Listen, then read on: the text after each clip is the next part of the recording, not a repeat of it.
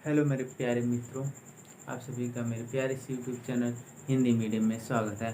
पिछले वाले वीडियो में हमने पढ़ा था गोलीय कोष के कारण वैद्युच्छेद की तीव्रता। गोलीय कोष का मतलब था चालक गोलीय कोष के कारण वैद्युच्छेद की तीव्रता। आज का हमारा जो टॉपिक है वो पहले चैप्टर का लास्ट टॉपिक है, ठीक है। और टॉपिक का नाम है अचालक गोलीय कोष के कारण वैद्युच्छेद की तीव्रता।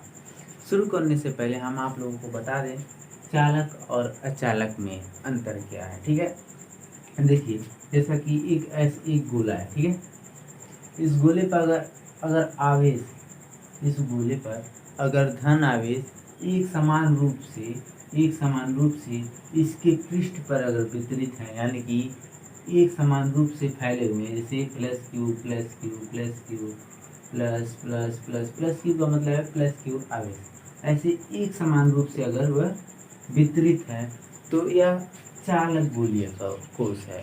और अचालक गोलीय कोष का मतलब है अगर इस गोले पर मान लीजिए हम इस गोले को प्लस क्यू आवेश ढेर सारे, इन्हीं को हम प्लस क्यू आवेश ढेर सारे इस गोले के अंदर डाल दे रहे हैं, ठीक है। इस गोले के अंदर प्लस क्यू ढेर सारे आवेश हमने दे दिया और यह आवेश यह अपनी जगह पर ही स्थित है, या यहाँ से हिल डुल नहीं रहा है, तो यह अचालक गोलीय कोष है। चालक गोलीय कोष का मतलब है अगर हमने इस गोले पर कोई आवेश दिया है तो यह इस गोले से बाहर निकलकर पूरे पृष्ठ पर फैल जाएगा। और अचालक गोलीय कोष का मतलब है कि अगर हम इस गोले के अंदर कोई आवेश दे रहे हैं तो वह आवेश अपने ही बिंदु पर स्थिर रहेगा, वह वहाँ से हटेगा नहीं, ठीक है। तो आइए बढ़ते हैं अपने टॉपिक की ओर। हमारा टॉपिक है अचालक गोलीय कोष के कारण वैद्युच्छेद की तीव्रता। हम लोगों ने पिछले वीडियो अगर आपने पढ़ा है तो यह वीडियो आप लोगों के लिए एकदम आसान हो जाएगा, ठीक है। तो चलिए देखते हैं। हमने एक गोला ले लिया है, यह जो ब्लैक कलर का है यह है गोला हमने ले लिया है। वह गोला का जो केंद्र है वह ओ है, ठीक है। इस गोले का जो त्रिज्या है वह क्या है, कैपिटल आर है, ठीक है। और इसी गोले के बाहर हमने एक गॉसियन गोला या गॉसियन पृष्ठ भी बोल सकते हैं, हमने इसका गॉसियन पृष्ठ की हमने एक कल्पना कर ली है। और गोले के अंदर भी हमने गॉसियन पृष्ठ की कल्पना कर ली है। यह आप लोग जानते हैं हमने यह क्यों किया है। यहाँ पर वैद्युच्छेद की तीव्रता निकालने के लिए हमने दो पृष्ठों की कल्पना की है, जिसका नाम है गॉसियन पृष्ठ, ठीक है। देखिए, जो बाहर वाले पृष्ठ का जो त्रिज्या है वो स्मॉल आर है। और अभी हम अंदर वाले जो गॉसियन पृष्ठ है इसको आप लोग भूल जाइए, ठीक है। अंदर वाले गॉसियन पृष्ठ को भूल जाइए। अभी बस इतना याद रखिए कि हमने एक बाहर गॉसियन पृष्ठ की कल्पना की है जिसकी त्रिज्या स्मॉल आर है और गोले की जो त्रिज्या वह है कैपिटल आर है, ठीक है। अब जब हमने गॉसियन पृष्ठ की कल्पना की है तो यहाँ पर इस पृष्ठ पर हमें यहाँ पर एक हमें क्षेत्र, कोई भी छोटा सा टुकड़ा मानना पड़ेगा वैद्युत फ्लक्स निकालने के लिए।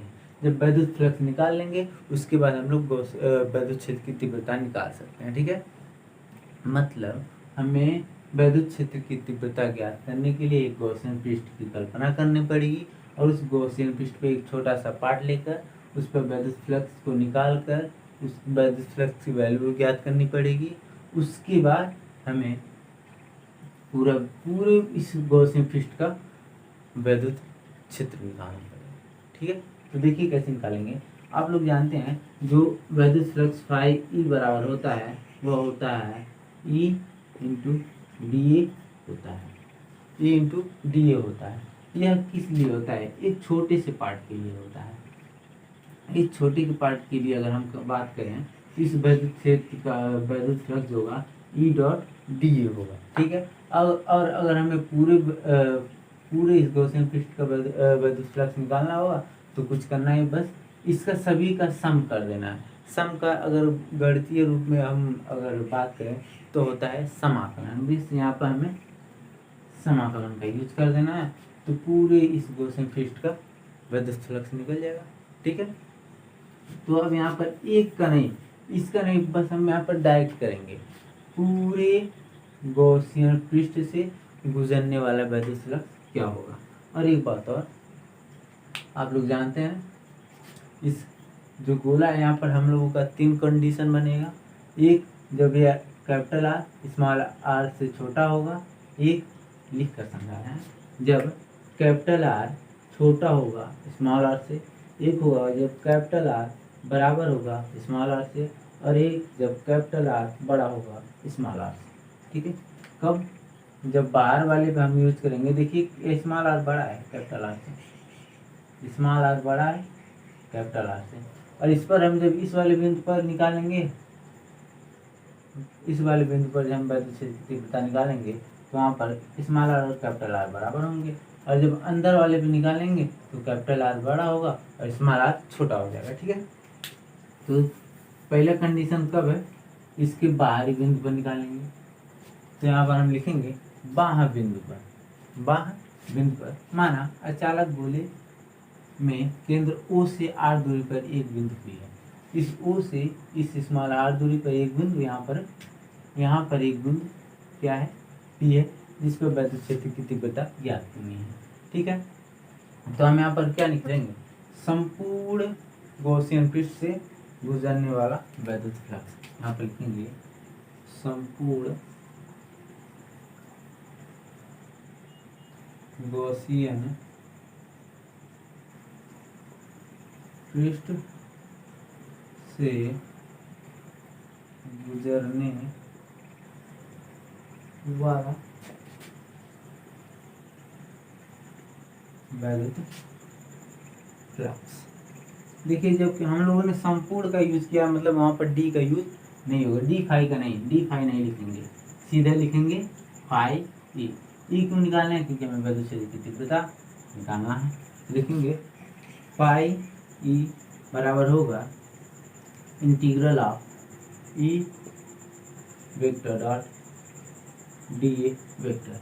आप लोग जानते हैं कि यहाँ पर जो वैद्युत क्षेत्र, देखिए वैद्युत क्षेत्र का जो दिशा है वह बाहर की ओर है, और प्लस आवेश के कारण इसके किसी भी बिंदु पर हम अगर वैद्युत क्षेत्र की तीव्रता निकालेंगे, सभी बिंदु पर उसका मान समान ही रहेगा। यह आप लोग बहुत पहले से ही जान रहे हैं। ठीक है, हम यह मान कर बता रहे हैं कि आप लोग यह जानते हैं। ठीक है, अब देखिए ये कांस्टेंट है, जब बाहर आ जाएगा हो जाएगा ई, जब बाहर आएगा तो यहाँ से वेक्टर हट जाएगा। अब देखिए डी ए क्या है? इस गॉसियन पृष्ठ का क्षेत्रफल है। तो यहाँ पर यह गोले के रूप में, तो आप लोग जानते हैं गोले पृष्ठ का क्षेत्रफल बराबर होता है 4 pi are square, 4 pi are square. तो यहाँ पर लिखेंगे डी ए बराबर 4 पाई आर स्क्वायर रखने पर, 4 पाई आर स्क्वायर क्या है? गोलीय पृष्ठ का क्षेत्रफल है। यहाँ पर हो जाएगा पाई ई बराबर e into 4 pi are square. ठीक है, हमें निकालना क्या है? हमें वैद्युत क्षेत्र की तीव्रता निकालना है। तो वैद्युत क्षेत्र की तीव्रता निकालने के लिए हमें यह फाई ई यानी कि वैद्युत फ्लक्स का जो फार्मूला होता है उसको लिखना पड़ेगा। वैद्युत फ्लक्स बराबर क्या होता है? यहाँ पर लिखेंगे गॉस की प्रमेय से, लिखेंगे गॉस की प्रमेय से, गॉस की प्रमेय से जो फाई ई बराबर होता है क्यू बाई एप्सिलॉन नॉट होता, क्यू बाई एप्सिलॉन नॉट होता। बस इसी वैल्यू को यहाँ पर हम पुट कर देंगे तो आ जाएगा क्यू बाई एप्सिलॉन नॉट बराबर e into 4 pi are square. ठीक है, अब यहाँ से हम ई का ई निकाल सकते हैं, इसको इधर लाएंगे यहाँ पर तो जाएगा 1 by 4 pi are square q by epsilon naught. ठीक है, क्यू बाई एप्सिलॉन नॉट। ये हमारा इक्वेशन नंबर फर्स्ट निकल कर आ गया है। अब इसी इक्वेशन की हेल्प से हमें सबकी वैल्यू ज्ञात करनी है। अब देखिए यहाँ पर देखिए प्लस आवेश जो ढेर सारे हैं यह पूरे इस गोले में भरे हुए हैं। अगर पूरा गोल ठोस होगा तो वहाँ पर वह क्या होगा? एक आयतन का रूप ले लेगा, गोले का आयतन। तो आप लोगों ने मैथ में पढ़ा है गोले का आयतन बड़ा होता है 4 पाई आर क्यूब, ये पढ़ा है। ठीक है, अब देखिए जब आयतन होगा तो वहाँ पर आयतन का घनत्व भी होगा, और आयतन का घनत्व हम रो से लिखते हैं, और रो बराबर क्या होता है? क्यू बाई वी, आवेश पर वॉल्यूम। यानी कि बी बाई क्यू जो होता है, बी होता है आयतन, क्यू बराबर होता है आवेश। यह है आवेश, क्यू है आवेश और बी है आयतन। बस यहाँ पर हमें क्या पुट करना है, यहाँ पर लिखेंगे यदि जो इस वाले को अब नहीं, हमें इसके सहारे इस गॉसियन पृष्ठ का क्षेत्रफल निकालना है, वैद्युत क्षेत्र की तीव्रता निकालनी है। इसके हेल्प से इसका वैद्युत क्षेत्र की तीव्रता ज्ञात करनी है। तो देखिए यह तो हो गया। अब इसमें इसको इस वाले में इसको हमें ऐड करना है। तो लिखेंगे यदि गोले का जो आयतन घनत्व है, गोले के आवेश का जो आयतन घनत्व है वह रो हो तब क्या होगा। यदि आप लिखेंगे यदि गोले के आवेश का आयतन घनत्व रो हो तब, जैसा कि आप लोग जानते हैं रो बराबर होता है क्यू बाई वी। अब यहाँ से अब ये आ गया, अब सीधे क्वेश्चन नंबर फर्स्ट में ही। अब यहाँ पर देखिए इसमें से कौन सी वैल्यू दी हुई है। देखिए यहाँ पर क्यू दिया हुआ है, यहाँ पर क्यू दिया हुआ है, तो यहाँ पर हम क्यू की वैल्यू निकाल सकते हैं। यहाँ लिखेंगे क्यू रो इंटू वी, यहाँ से हम क्यू निकाल सकते हैं, क्यू बराबर रो इंटू वी। अब यह क्या है, गोले का, यह है गोले का पृष्ठीय गोले का आयतन घनत्व। इसका आप स्क्रीनशॉट ले लें, फिर आगे पढ़ते हैं।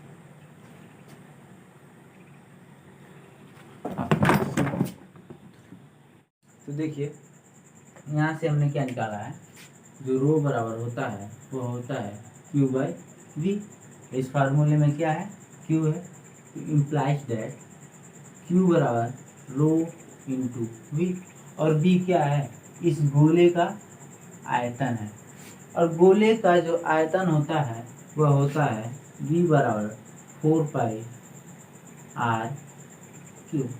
ध्यान से देखिए यहाँ पर हमने कैपिटल आर लिया है, यहाँ पर स्मॉल आर, ऐसा क्योंकि इस गोले का जो त्रिज्या है वह है कैपिटल आर, और इस जो गॉसियन पृष्ठ की त्रिज्या है वह है स्मॉल। ठीक है, यहाँ से कोई दिक्कत नहीं, बस यही हमें ध्यान देना है, बस कुछ नहीं, बस हमें केवल त्रिज्या का ध्यान देना है, कब स्मॉल आर है तो कहाँ पर कैपिटल है। ठीक है, अब क्या करना है, यहाँ पर इसको पुट कीजिए, क्यू बराबर rho into 4/3 pi are Q. अब इसकी वैल्यू सीधा इक्वेशन नंबर फर्स्ट में पुट कर दीजिए, तो क्या आएगा, E is equal to 1/4 pi are square into, देखिए क्यू की जगह पर rho into 4/3 pi are Q divided by epsilon naught. ठीक है, इसको इरेज कर देते हैं। ठीक है, अब देखिए E इज इक्वल टू, यहाँ देखिए क्या क्या कट रहा है, 4 पाई से 4 पाई कट जाएगा, बचेगा क्या, rho divided by epsilon naught into, देखिए यहाँ पर देखिए यह 3 नीचे आ जाएगा, 1/3 यहाँ हो जाएगा कैपिटल आर क्यू, और क्या बचा, स्मॉल आर स्क्वायर। यह हो गया इक्वेशन नंबर सेकेंड, यह है इक्वेशन नंबर सेकेंड, और इक्वेशन नंबर फर्स्ट, यह equation number second. Equation number first को यहाँ पर आप साइड में लिख लीजिए। अभी बता रहे हैं, पहले क्यों इसको लिखना है, क्योंकि यह जो फार्मूला निकला है वह है बाह्य बिंदु पर। बाह्य बिंदु कब होगा, जब स्मॉल आर बड़ा होगा कैपिटल आर से। अब यह बाह्य बिंदु के लिए होगा, अब हमें निकालना है इस पर, यानी कि जब second equation number second, condition number second, ये कंडीशन नंबर फर्स्ट था, कंडीशन नंबर सेकेंड, जब स्मॉल आर बराबर कैपिटल आर हो तब, यहाँ पर पहले इक्वेशन नंबर फर्स्ट लिख लीजिए, ई बराबर था 1/4 pi epsilon r square q by epsilon naught. इसको एप्सिलॉन नॉट बोलते हैं, और जब ऐसे रहेगा तो केवल इसको एप्सिलॉन बस बोलते हैं। ठीक है, यह है इक्वेशन नंबर फर्स्ट। अब देखिए हमें कुछ नहीं करना है, ये स्मॉल आर कैपिटल आर के बराबर होगा, तो बस हमें इक्वेशन नंबर फर्स्ट में स्मॉल आर की जगह कैपिटल आर रख देना है, और इक्वेशन नंबर सेकंड में भी स्मॉल आर की जगह कैपिटल आर रख देना है। तो पहले समीकरण एक से लिखेंगे। समीकरण एक से देखिए, टॉपिक में कुछ रखा नहीं है, अगर आप दिमाग से ध्यान से पढ़ेंगे तो आपको सब कुछ समझ में आ जाएगा। एक बात ध्यान रखिए, आपको ऐसा पढ़ना है कि आप किसी को पढ़ा सकें। ठीक है, दिमाग में यही रख कर पढ़िए कि हम ऐसा पढ़ें कि किसी को पढ़ा सकें। ठीक है, तो आइए पढ़ते हैं। इस समीकरण एक में बस यही कर देना है, ई बराबर 1/5 स्मॉल आर की जगह capital R square q by epsilon not. अब देखिए आपके दिमाग में एक बात जरूर जल रही होगी कि हम लोग स्मॉल जगह पर कैपिटल आर क्यों रख रहे हैं। क्यों? क्योंकि हमें अब इस पर वैद्युत क्षेत्र की तीव्रता निकालनी है, इसलिए इसकी जो त्रिज्या है वह कैपिटल आर है, इसीलिए हमें स्मॉल आर की जगह पर कैपिटल आर रखते हैं। अगर या इसकी त्रिज्या कैपिटल आर होती और इसकी स्मॉल आर होती तो हमें स्मॉल आर की जगह पर कैपिटल आर की जगह पर स्मॉल आर रखते हैं। ठीक है भाई, कोई कंफ्यूजन ना रखिए। यह हो गया, और फिर इसके बाद समीकरण 2 से सेम चीज। समीकरण 2 से क्या करना है, इस वाले समीकरण में ई बराबर रो बाई एप्सिलॉन नॉट इंटू 1/3, इसके जगह पर इस आर स्क्वायर की जगह पर क्या रखना है, स्मॉल आर स्क्वायर की जगह पर रखना है कैपिटल आर स्क्वायर। अब देखिए इससे यह कट जाएगा, ये पर ध्यान से रखिए। हमें इस आर को और इस आर को नहीं काटना, इसकी पावर को काटना है। इसको कब काटते हैं, जब दोनों का पावर सेम रहता तो हम डायरेक्ट ऐसे रहता तो हम डायरेक्ट ऐसे कर देते हैं, लेकिन जब ऐसे रहेगा पावर सेम नहीं रहेगा तो हमें केवल इसको ऐसे काटना है। ठीक है, यह ध्यान रखिएगा। फिर e is equal to rho by epsilon naught into 1/3 r. यह हमारा आ गया कब, जब कैपिटल आर स्मॉल आर बराबर है। इसका आप स्क्रीनशॉट ले सकते हैं।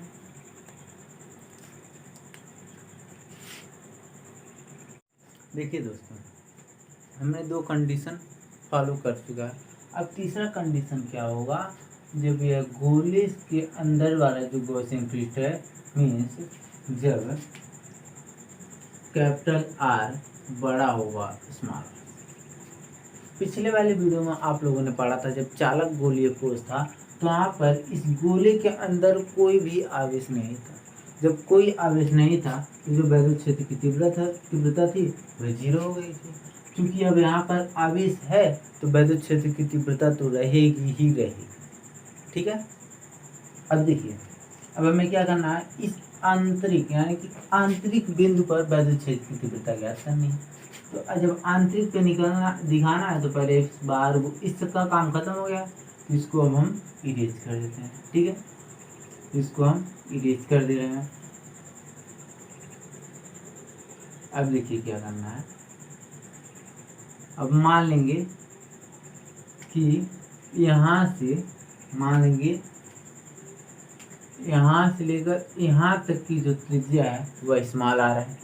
ठीक है, अब देखिए यह गोला 2 पार्ट में बढ़ चुका है। इस आवेश को ऐसे पूरा आवेश है, इसको हमने 2 पार्ट में बांट दिया है। एक फर्स्ट पार्ट ये हो गया, सेकंड वाला ये हो गया, और दोनों समान आयतन में बटे हुए हैं।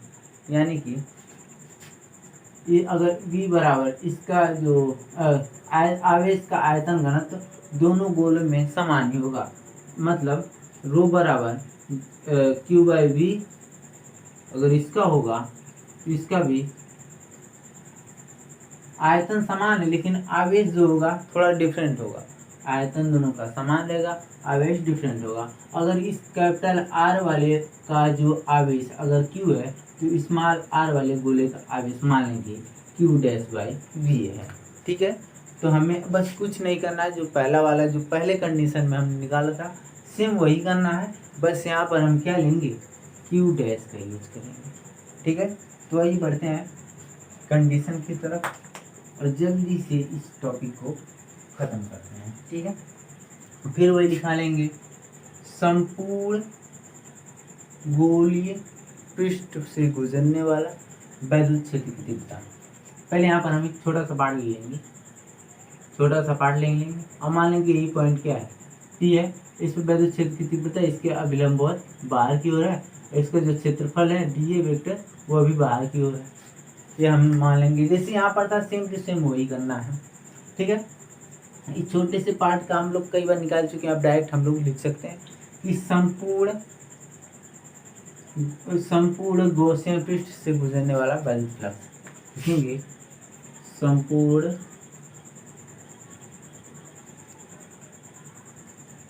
गॉसियन पृष्ठ से गुजरने वाला वैद्युत फ्लक्स क्या होगा, पाई ई बराबर होगा, डायरेक्ट लिख सकते हैं, डायरेक्ट लिख सकते हैं जी बिल्कुल, e into 4 pi are square. देखिए यहाँ पर 20 मान आ रहे हैं इसलिए हमने आर स्क्वायर लिखा। अगर यहाँ पर आर डैश लिए होते तो आर डैश स्क्वायर लिखते, हमने स्मॉल आर लिखा है इसलिए स्मॉल आर स्क्वायर लिख दिया है। ठीक है, अब हमें क्या करना है, सेम गॉस की प्रमेय से इसको इसके फार्मूले से रिप्लेस कर देना। यहाँ पे लिखेंगे गॉस की प्रमेय से, इस फार्मूले पे बहुत क्वेश्चन लगते हैं। ठीक है, पाई ई बराबर होता है क्यू डैश लेना है। देखो माना आर त्रिज्या के गोले में बंद आवेश क्या है, क्यू डैश है। इस गोले की त्रिज्या में जो आवेश है वह है क्यू डैश। ठीक है, तो हम क्या लिखेंगे, Q dash by epsilon naught, इसको यहाँ पर पुट कर दीजिए, Q dash by epsilon naught E into 4 pi are square, फिर ई की वैल्यू जो आएगा वह होगा 1/4 pi are square Q dash by epsilon naught. हमने दो इक्वेशन निकाल लिया था, यह था हमारा तीसरा इक्वेशन। यह हमने केवल अभी इसके लिए निकाला है, अब किसके लिए निकालना है, इस गोलीय कोष के लिए। हमने बताया है कि जो गॉसियन पृष्ठ का जो वैद्युत क्षेत्र की तीव्रता निकलेगी वह उस अचालक गोलीय और उस गॉसियन पृष्ठ के दोनों के मिलने से ही निकलेगी। ठीक है, तो आगे बढ़ते हैं। अब देखिए, अब हमें क्या करना था, अगर इस गोलीय आवेश का जो आयतन घनत्व तो रो हो तब क्या होगा, हमने बताया था अगर रो होगा तो होगा क्यू, एक होगा क्यू बाई वी और यह बराबर होगा क्यू डैश बाई वी। तो यहाँ से हम क्यू डैश की वैल्यू निकाल सकते हैं, बिल्कुल निकाल सकते हैं। यहाँ पे लिखेंगे आवेश का आयतन घनत्व लिखेंगे, रो बराबर होगा q by v equal to होगा क्यू डैश बाई वी। हमें निकालना क्या है, क्यू डैश निकालना है, क्यू डैश निकालना है तो हमें वी के वैल्यू पहले ही पता है। देखिए इस पूरे क्यू के लिए वी बराबर होगा 4/3 पाई आर क्यू होगा, और इस क्यू डैश के लिए वी बराबर क्या होगा 4/3 पाई स्मॉल आर क्यू, क्योंकि इसकी त्रिज्या स्मॉल आर है। तो यहाँ पर वैल्यू को हम रख देते हैं Q by 4/3 pi are Q बराबर Q dash by 4/3 pi are Q है। अब देखिए क्या क्या कट रहा है, यह और यह कट जा रहा है, और क्यू डैश को जब हम निकालेंगे तो यह क्या होगा, क्यू डैश को निकालेंगे तो आएगा क्यू बराबर आर क्यू बराबर कैपिटल आर क्यू बराबर स्मॉल आर क्यू। इसको समझ लीजिए बढ़िया से कैसे आया है। देखिए क्यू बाई आर क्यू बराबर Q dash by are q, तो यहाँ देखिए समझ लीजिए क्यू डैश बराबर ये यहाँ आ जाएगा, आर क्यू बराबर आएगा, आर क्यू यहाँ पर आ जाएगा क्यू, ये निकल जाएगा। तो क्या करना है हमें, क्यू डैश की जगह पे यह वैल्यू इस इक्वेशन नंबर 3 में पुट कर देना है। यह आया है आर क्यू बराबर स्मॉल आर क्यू बराबर कैपिटल आर क्यू। बस इसी को हमें इक्वेशन नंबर 1 में पुट कर देना है। तो क्या हो जाएगा, ई बराबर होगा 1/4 pi are square dot Q by are Q. अब देखिए ये वाला नीचे आ जाएगा, सीधा नीचे आ जाएगा, epsilon naught into r Q. अब देखिए इसमें क्या कर रहा है, इससे यह कट जाएगा, 1 टाइम हो जाएगा, e equal to 1/4 pi epsilon naught into q r by are q. यह एक इक्वेशन यह निकल के आएगा, मान लेंगे इक्वेशन नंबर 4 है। अभी भी देखिए, अब हम पूरे इसको और इसको मिलाकर हम आवेश का आयतन घनत्व निकालेंगे। तो जो लास्ट में हमारा जो इक्वेशन आएगा वह आंतरिक बिंदु पर लास्ट इक्वेशन निकलेगा। ठीक है, तो इसका स्क्रीनशॉट ले लें। ठीक है, तो आगे बढ़ते हैं। तो देखिए दोस्तों, यहाँ से हम अब लिखेंगे पुनः रो बराबर क्यू बाई वी से। तो क्या आ जाएगा, आ जाएगा क्यू बराबर रो इंटू वी। यहाँ से वी बराबर क्या रखेंगे, 4/3 पाई आर क्यू। क्यों, क्योंकि इस हवा में पूरे आवेश का घनत्व निकालना है। ठीक है, तो इसको हम रखेंगे समीकरण नंबर 4 में। तो जो इक्वेशन बनकर आएगा वही हमारा फाइनल हो जाएगा, 1/4 pi epsilon naught rho into 4/3 pi are q into क्या है, स्मॉल आर बराबर आर क्यू। यही है। अब जो कटता है उसको काट दीजिए। देखिए 4 पाई से 4 पाई गया, आर क्यू से आर क्यू गया। ठीक है, बचा क्या, जो बचा वह है ई बराबर, देखिए रो बाय एप्सिलॉन नॉट बचा। और देखिए 1/3 और 1/3 यहाँ हो जाएगा आर। यही जो इक्वेशन बना ये हमारा फाइनल इक्वेशन है, और ये इक्वेशन नंबर 4 है।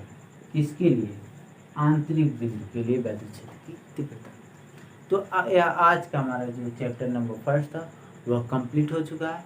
अब अगले वाले वीडियो में हम लोग पढ़ेंगे न्यू चैप्टर, जिसमें जो आवेश था वह रुका हुआ था, इसमें आवेश रुका हुआ था। अब जो अगले वाले चैप्टर में हम पढ़ेंगे जब आवेश चलना प्रारंभ करेगा। ठीक है, तो चलिए धन्यवाद दोस्तों, पढ़ते रहिए, बढ़ते रहिए।